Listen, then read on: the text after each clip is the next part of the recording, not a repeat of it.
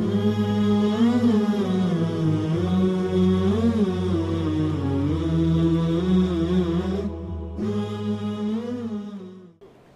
باللہ من الشیطان اللعین الرجیم بسم اللہ الرحمن الرحیم وصلی اللہ علی محمد وآل بیتہ الطیبین الطاہرین المعصومین۔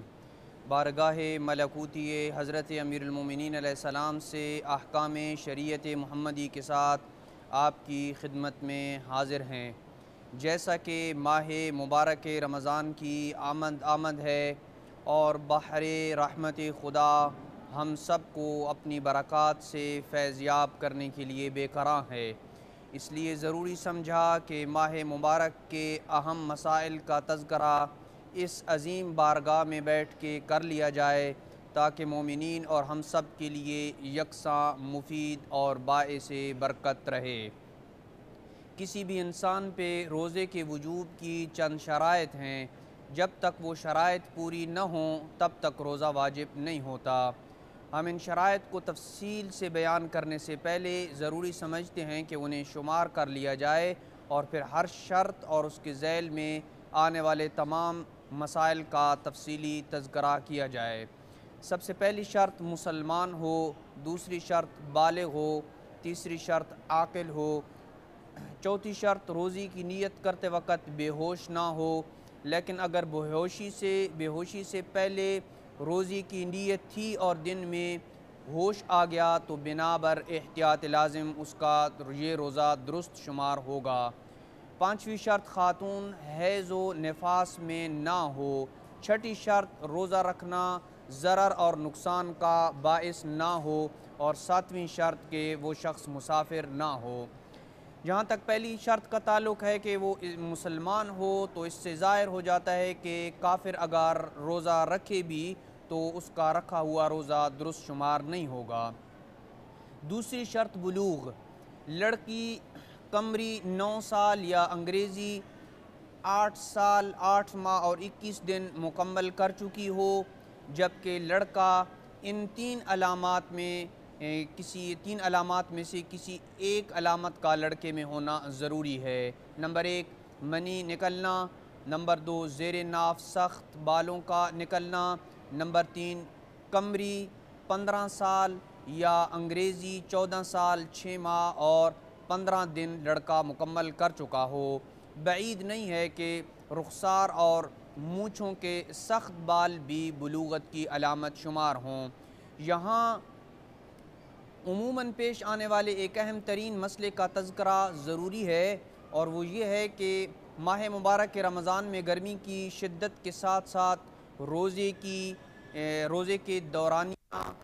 بھی طویل ہوتا جا رہا ہے، اور اس سلسلے میں 9 سال کی لڑکی کے لیے اتنے طویل دورانیے میں جو 16 17 اور بعض ممالک میں 18 19 گھنٹے کا روزہ ہوتا ہے، اس طویل دورانیے میں 9 سال کی لڑکی کے لیے روزہ رکھنا انتہائی مشکل ہوتا ہے۔ تو کیا اس صورتحال میں روزے کی طوالت اور گرمی کے سبب وہ بچی روزہ چھوڑ سکتی ہے یا نہیں؟ تو عرض یہ ہے کہ مندرجہ ذیل 2 صورتوں میں جس کو ہم ذکر کر رہے ہیں، ان 2 صورتوں میں روزہ ساقط ہو جاتا ہے۔ پہلا یہ کہ اگر روزہ رکھنے کے سبب اسے ضرر اور نقصان ہوتا ہو تو روزہ ساقط ہو جائے گا۔ دوسری شرط یہ ہے کہ دوسری صورت جس میں روزہ ساقط ہوتا ہے وہ یہ ہے کہ روزہ رکھنا انتہائی کمزوری کا باعث بنے، جس کی وجہ سے اسے اتنا حرج ہو کہ عام طور پر اسے برداشت نہ کیا جا سکتا ہو، تو پھر ان 2 صورتوں میں وہ روزہ چھوڑ سکتی ہے۔ فقط ان 2 صورتوں میں اس کو اجازت ہے کہ وہ روزہ چھوڑے۔ ہاں اگر اس نے روزہ رکھا اور دن میں بھوک یا پیاس کا شدید غلبہ ہوا جو برداشت سے باہر ہو تو بنا بر احتیاط واجب، بنا بر احتیاط لازم بمقدار ضرورت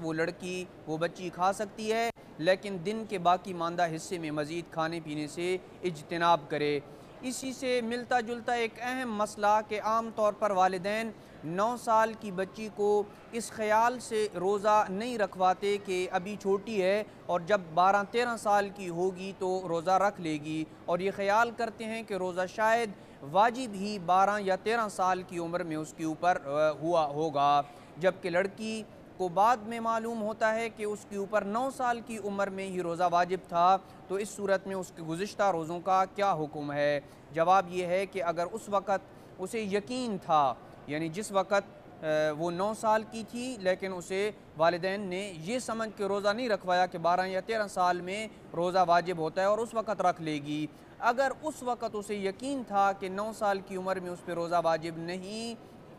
تو فقط قضا واجب ہے اور کفارہ نہیں ہوگا۔ لیکن اگر لڑکی بلوغت کے بعد روزہ رکھنے پہ قادر ہی نہ ہو تو اس پہ روزہ واجب نہیں ہے، البتہ بعد میں قضا واجب